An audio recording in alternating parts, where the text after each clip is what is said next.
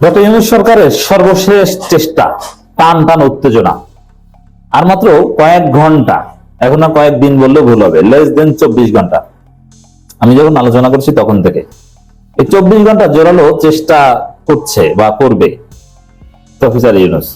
এই 24 ঘন্টার চেষ্টায় সফল হলে ভালো কিছু, আর যদি ইউনূস ব্যর্থ হয় তাহলে আগামী 3-4 বছরের নির্বাচন চোখে দেখা লাগবে না। দর্শক, আসিফ নজরুল বলেছেন ফেব্রুয়ারির প্রথমার্ধে নির্বাচন, দ্বিতীয় কোনো চিন্তা নেই। আমি সরকারের চিন্তার কথা বলছে, কিন্তু হবে যে তার কোনো গ্যারান্টি নেই। প্রফেসর ইউনূসও একই কথা বলছেন যে ফেব্রুয়ারি প্রথমার্ধে নির্বাচন, কিন্তু আপনারা দেখছেন দর্শক, জুলাই সনদ নিয়ে মারাত্মক অনিশ্চয়তা।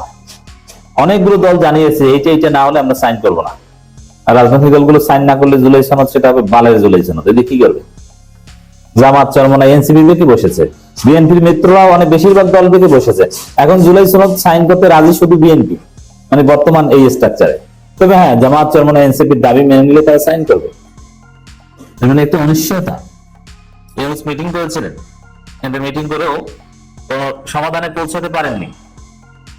এই জায়গায় সরকার চেষ্টা করে যাচ্ছে যে জুলাই সনদ বাস্তবায়ন, রাজনৈতিক দলগুলো ঐক্যমত সাইন না করলেও জুলাই সনদ যাতে বাস্তবায়ন হয় এবং জুলাই সনদের ভিত্তিতে যাতে নির্বাচন হয়।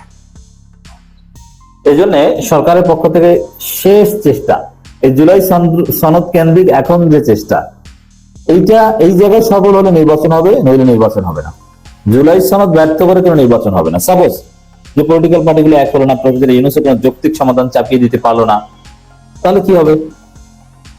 তাহলে নির্বাচন চোখে দেখা লাগবে না, 3-4 বছর নির্বাচন চোখে দেখা লাগবে না। সরকার নিজেদের মতো করে সংস্কার শুরু করবে, ইউনূস থাকুক বা না থাকুক, নতুন কেউ আসবে এবং দীর্ঘমেয়াদী সংস্কারের পরে নির্বাচনের কথা বলবে।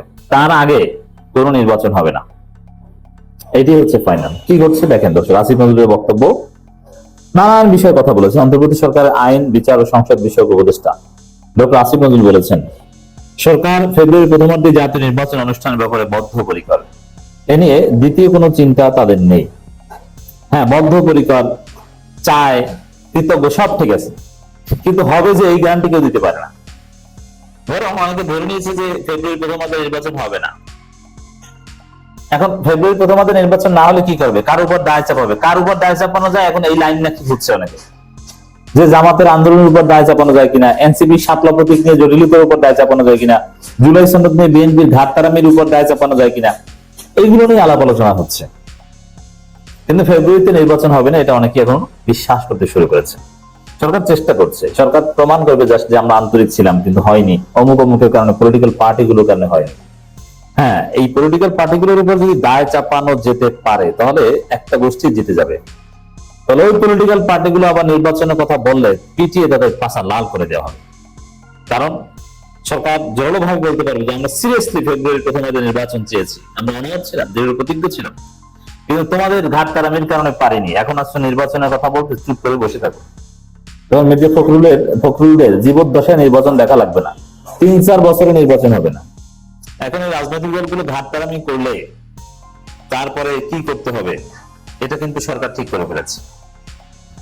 দেখেন, সরকার পে স্কেল ঘোষণা করেছে, এটা বাস্তবায়ন করবে। পে স্কেল ঘোষণা করলে, বাস্তবায়ন করতে পারলে সরকারি কর্মকর্তাদের বেতন 2 গুণ 2.5 গুণ হয়ে যাবে। তখন এই সরকারি কর্মকর্তারা নির্বিঘ্নে কোঅপারেট করবে ইউনূস সরকারকে, নির্বিঘ্নে দেশ চালাবে। আর রাজনৈতিক দলগুলো কেউ কেউ ইউনূসকে কোঅপারেট করবে, তখন বিএনপি ধ্বংস হয়ে যাবে, চাঁদাবাজি শেষ হয়ে যাবে, কিন্তু চাঁদাবাজি তকমা থেকে যাবে। অতএব এই বিএনপি জুলাই সনদে বাধা দিচ্ছে, ঠেকিয়ে দেওয়ার চেষ্টা করছে, এর করুণ পরিণতি তাদের ভোগ করা লাগতে পারে।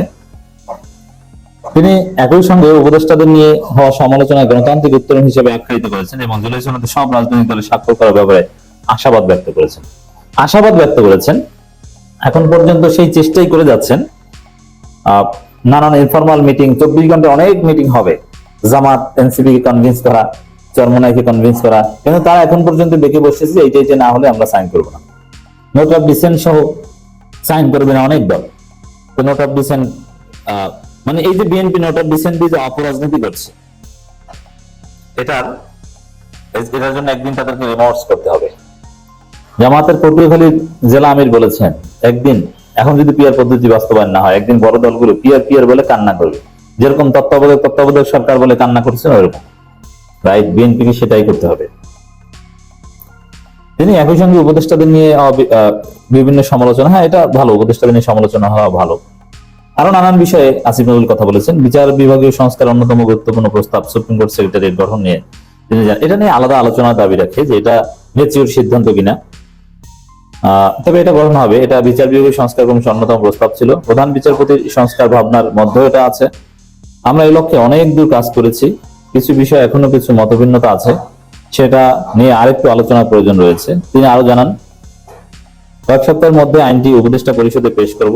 উপদেষ্টা পরিষদ যদি মনে করে তাহলে সেটা পাশ করা হবে, এবং আমার ধারণা এই সরকার আমলেই সুপ্রিম কোর্ট পৃথক সেক্রেটারি গঠন করবো। এর মানে কয়েক মাসের মধ্যেই, নির্বাচনের তফসিল ঘোষণার পর তো আর নতুন ভাবে কোনো উদ্যোগ নিতে পারবে না, তফসিল ঘোষণার আগেই আলাদা সেক্রেটারি গঠন করা হতে পারে, এটা বাস্তবায়ন হবে। এখন জুলাই সনদ বাস্তবায়ন না হলেও বিভিন্ন সংস্কার কিন্তু সরকার শুরু করে দিয়েছে। আপনি দেখবেন যে বিভিন্ন উপদেষ্টা পরিষদের প্রত্যেক মিটিং এই কোনো কোনো আইন পাশ হয়। তো এটা কিন্তু সিগনিফিকেন্ট ডেভেলপমেন্ট, সরকার কাজ করছে। অতএব রাজনৈতিক দলগুলো অনেকের কারণে যদি নির্বাচন না হয় তাহলে কিভাবে টিকে থাকতে হয়, কিভাবে জনগণের প্রত্যাশা পূরণ করতে হয়, এটা সরকার জানে। এবং সরকার অনেক দুর্বলতা আছে, অনেক শর্টকামিংস আছে, তারপরেও তারা অনেক কিছু জানে, অনেক কিছু সুন্দরভাবেই করছে। জুলাই সনদ নিয়ে ডক্টর আসিফ নজরুল বলেন, আমার কাছে মনে হয় সমস্ত রাজনৈতিক দল যে নিষ্ঠার সাথে এই পুরো আলোচনা, এটা পাম দেয়া, বিএনপি পুরো আলোচনা মিলে পুরো ঐক্যমত্য কমিশনের ভেজাল করেছে, তারা কোরআনবাজি করেছে, তারা ইচ্ছাকৃতভাবে বিশৃঙ্খলা সৃষ্টি করেছে, তারা প্রতারণার আশ্রয় নিয়েছে।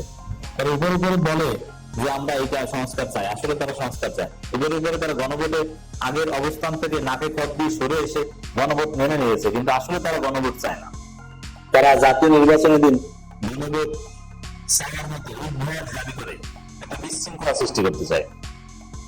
উপদেষ্টাদের নিয়ে বিভিন্ন মহল থেকে আসা সমালোচনা প্রসঙ্গে ডক্টর আসিফ নজরুল বলেন, আমার কাছে মনে হয় এটা আমাদের উত্তরণ হয়েছে। আমরা আগের সরকারগুলো আমলে দেখতাম সরকারের লোক থাকতো, তারা রাজনৈতিক দলগুলোকে হুমকি দিত, আর এখন উপদেষ্টা পরিষদে থাকা লোকজনকে বিভিন্ন রাজনৈতিক দল পক্ষ থেকে ইচ্ছা মতো যা মুখে আসে সমালোচনা করা হচ্ছে। এটা কারণ এটা আমি অবশ্যই জাস্ট এই প্রশ্নটা ইতিবাচক ভাবে দেখি যে উপদেষ্টাদের এখন হুমকি দামকে দেওয়া যায়। আমরা এই চর্চায় দেখতে চাই যে জনগণ সরকারকে হুমকি দিবে, সরকার জনগণ